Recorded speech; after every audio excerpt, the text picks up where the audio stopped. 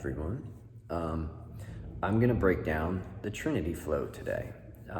This is a flow that's based on some level 2 material that I put together for my students to get them better at mills and single arm 360s. It can be done with a regular 360 as well, so don't fret if you can't do a single arm 360. But it does something besides that's going to answer some questions and comments that I've gotten lately. And one is that I need to learn more tricks and moves so I can flow better. Well, I'm not gonna lie, learning more tricks and moves will help you flow better, but you can get into a flow by just doing 360s. Learning to flow is a state of being, a state of mind, not how many things you know or how many tools you have in your toolbox. So what I suggest is, if you're having trouble getting into a flow state or you think you can't flow, just get into some 360s and breathe. Past that, you can try this trinity flow. It will help me get into my groove when I first start picking up a mace and moving with it, because it's just very easy for me to do. And it's something that I use in class quite a bit. And again, it will help you with your technique on some mills and single arm 360s. So the other thing is, besides that, this year I promised that I would make myself more available as a coach to everybody. And somebody mentioned that they miss seeing me flow. Well, I still flow in here a lot, and everybody knows that I can flow, but it is not my job to do amazing flows every single day. What my job is to do is to help you guys get there and reach that place in yourselves.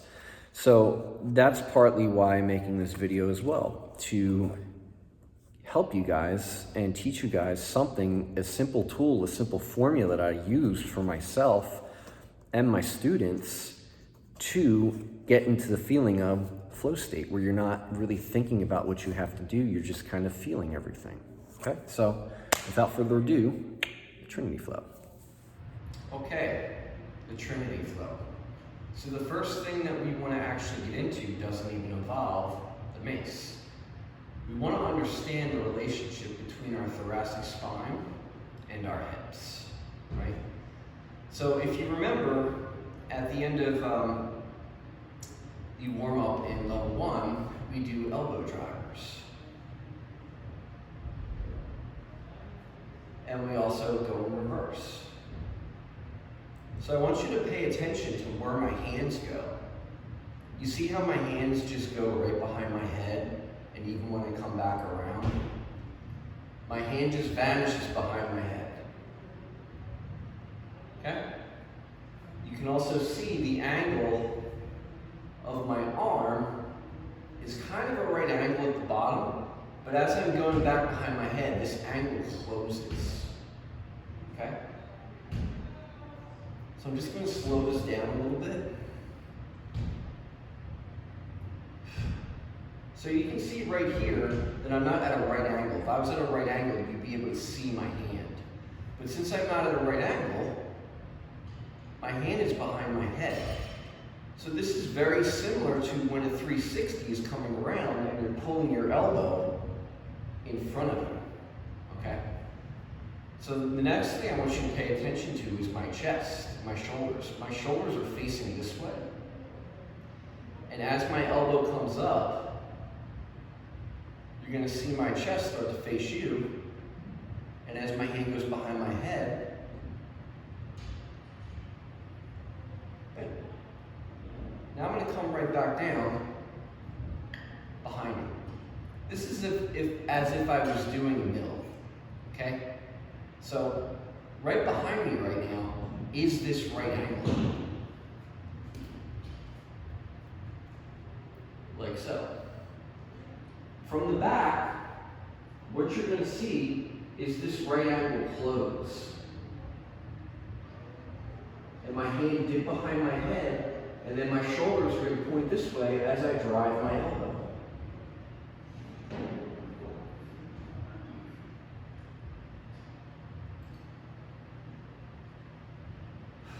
Okay? So, 3 things we want to remember. Our thoracic spine turning, and looking ahead while I turn. My elbow drive coming around. I want my elbow pretty close to my body.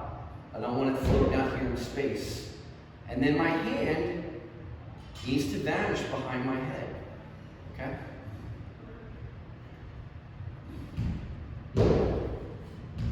So when I do a mill, and I do an outside mill, I want to see my hand vanish behind my head as this angle closes.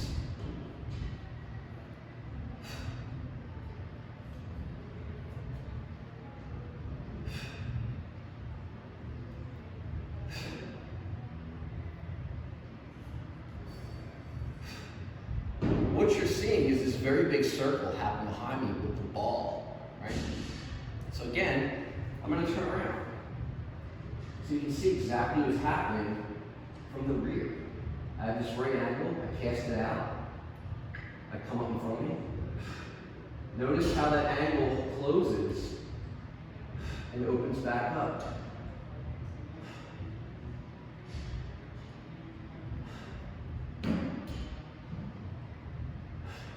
Okay? So, we have our mill, okay? Move number 1. Circle number 1.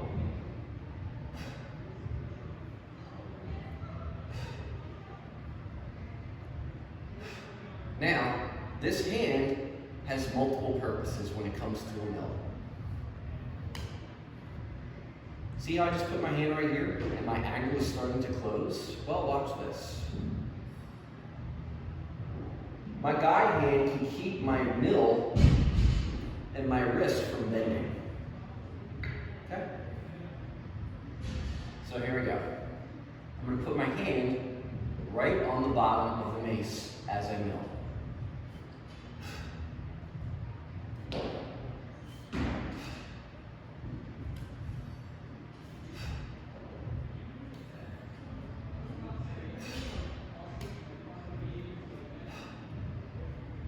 Okay?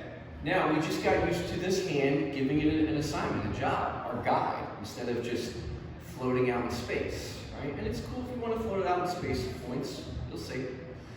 But instead of it just being our guide, what I can do is I can actually grab the mace. Okay? So instead of being my guide, I can grab the mace and come around for 360. Here we go. Guide hand, grab, come around. When I do this single arm 360, notice my elbow drive. My elbow is coming in front of my face. Notice where my chest is pointing.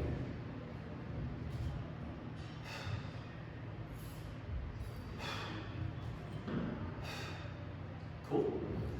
If you can't do a single arm 360, this is great practice. But until then, we can make it a regular 360.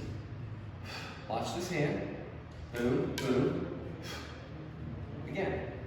Boom, boom.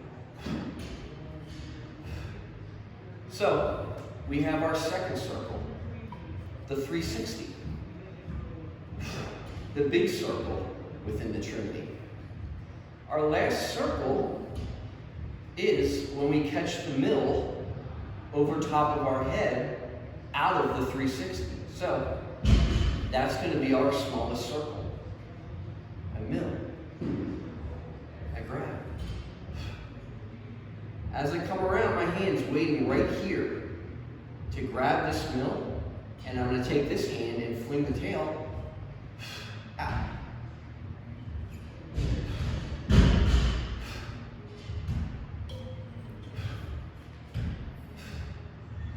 Now,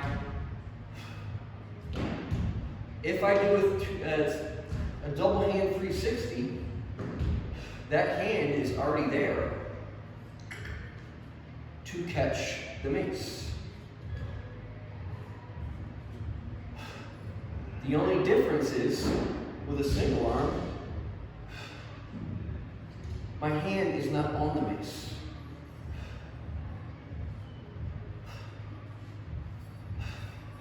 So this is just one side, right? So one side is 3 circles. Your first mill, your 360, your biggest circle, and catching the mill after your 360, actually your smallest circle, okay? Hence, why I call this the trinity flow. To get to the other side, it's very simple. Mill, 360, catch, switch. I throw the mace right up in front of me, right into a mill.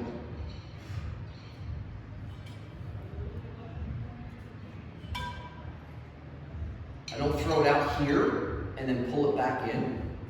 I put it right where it needs to be. So all I have to do is follow it in space and time. Throw it high.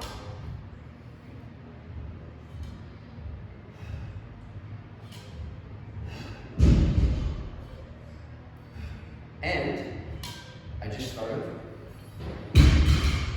360. Catch middle. Switch. 360, or no. 360. Catch middle.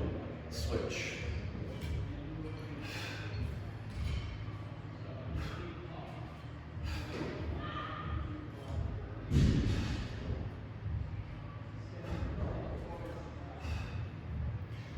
Okay.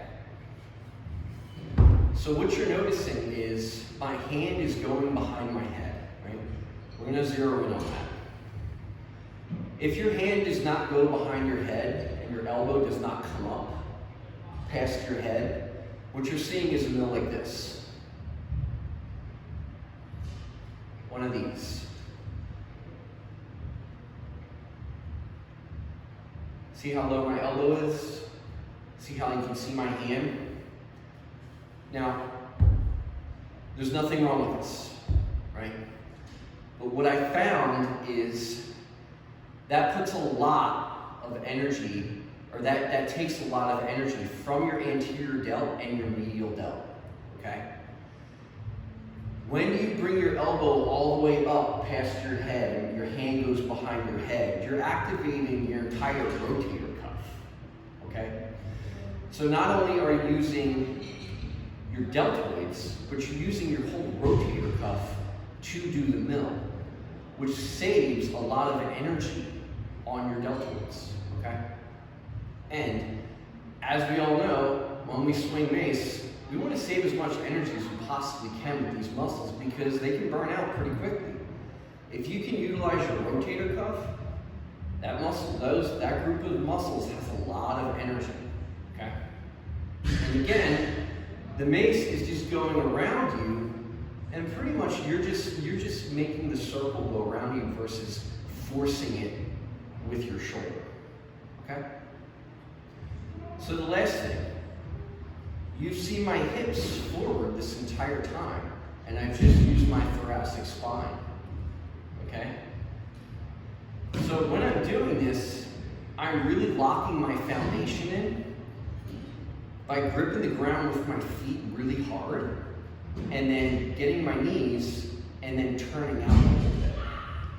So this is creating an arch in my feet, and also my glutes are on, right? So this is really forcing my upper body to do most of the work and rotate.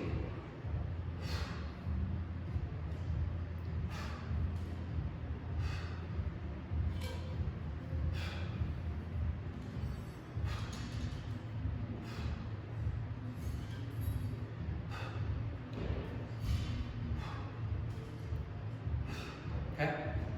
So I have an option here. I can actually let my hips go with whatever side I'm doing the flow on. So all I did was I took my knee and I just pointed it out, right?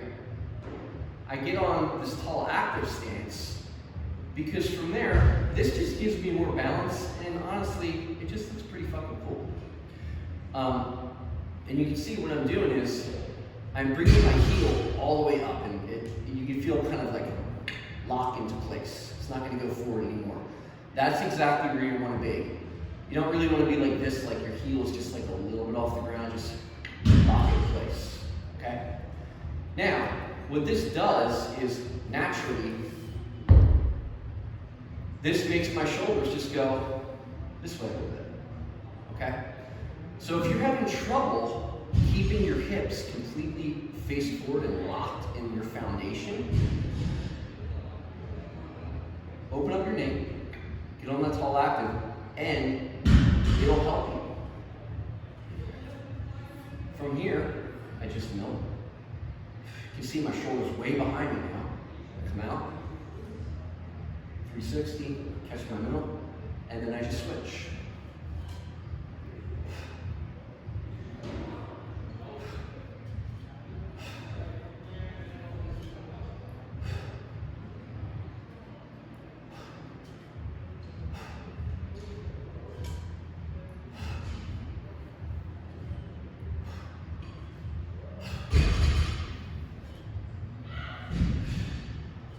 And while I'm doing this flow, I'm not counting. The only thing I'm thinking about is I don't want to work so hard.